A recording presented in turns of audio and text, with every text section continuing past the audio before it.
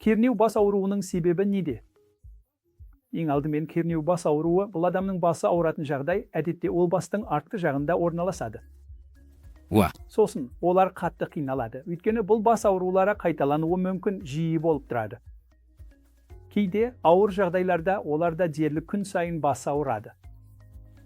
Бас ауруымен қатар, оларда басқа да мәселелер болады. Мысалы, ауырсыну салдарынан күнделікті жұмысына, қызметіне көңіл бөле алмайды. Егер ол студент болса, онда сабағына зейін қоя алмайды. Сондай-ақ бұл олардың ұйқы сапасына да әсер етеді. Әрине, адам ауырсынғанда бұл оның достарымен және отбасы мүшелерімен қарым-қатынасына да әсер етеді. Сондықтан жалпы алғанда бұл өте әлсірететін ауру. Енді егер сіз қарасаңыз, кернеу бас ауруының себебі не?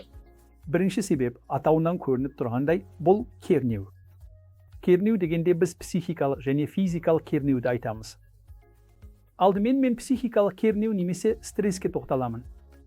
Бүгінде білесіз бе, мен амбулаторияда науқастарды қабылдағанда өте сирек біреу, дәрігер, менде стресс жоқ дейді, яғни дерлік бәрінде стресс бар. Бұл стресс жұмысынан, қызметінен, адамдар арасындағы қарым-қатынастан, кейде қаржылық қиындықтан туындауы мүмкін. Яғни адамдарға түрлі стресстермен күресуге тура келеді. Ал егер олар шамадан тыс болса, онда бұл кернеу бас ауруына әкелуі мүмкін. Екіншісі, физикалық кернеу. Қазіргі кезде жұмыс уақыты ұзақ, әрі көбіне жұмыс отырықшы. Сондықтан адамдар ноутбук, планшет, телефонға ұзақ қарауға мәжбүр. Бұл шүйде мен мойын бұлшықеттеріне көп стресс пен кернеу түсіреді. Ал бұл себептердің бірі. Үшіншісі, ұйқының жетіспеушілігі. Көріп тұрсыз, ұйқы аурулардың алдын алатын ең күшті дәрілердің бірі. Ұйқының жетіспеушілігі көп ауруларға әкеледі.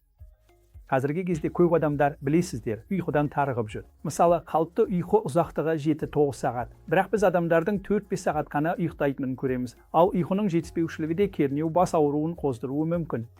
Сосын тағы бір нәрсе, артық жұмыс істеу. Өйткені біз білеміз, кейбір танымал ірі ұйымдардың CEO-лары аптасына 70 сағат жұмыс істеуді дәріптеп жүр. Бұл компаниялар үшін жақсы болуы мүмкін, бірақ жеке адам үшін артық жұмыс істеу мүлде пайдалы емес. Ал артық жұмыс істеу, яғни күніне 13-14 сағаттап, күн сайын жұмыс істеу бұл шофеттерге қосымша салмақ түсіреді. Соның салдарынан кернеу бас ауруы пайда болуы мүмкін. Соңында физикалық белсенділіктің рөлі туралы айта кетейік. Аптасына шамамен 300 минут орташа деңгейдегі физикалық белсенділік қажет және ұсынылады. Бірақ көптеген адамдар, яғни шамамен 60-70 адам бұл талапқа сай келмейді.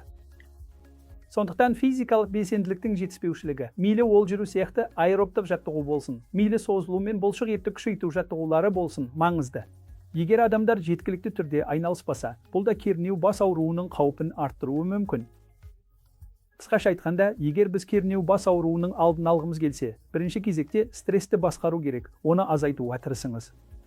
Жұмыс жүктемеңізді реттеңіз, яғни күніне 8-9 сағаттан аспайтын жұмыс уақыты болсын, сонымен қатар жиі үзіліс жасап отырыңыз. Егер сіз компьютерде ұзақ уақыт жұмыс істесеңіз, 20-20-20 ережесі бар. Әр 20 минут сайын, 20 секунд бойы 20 фут, шамамен 6 метр, қашықтықтағы бір нәрсеге қарау керек. Бұл мойынға түсетін қысымды азайтады. Сондай-ақ текст мойын синдромы деген бар, яғни ұзақ уақыт бойы телефоныңызға еңкейіп қарап отырасыз.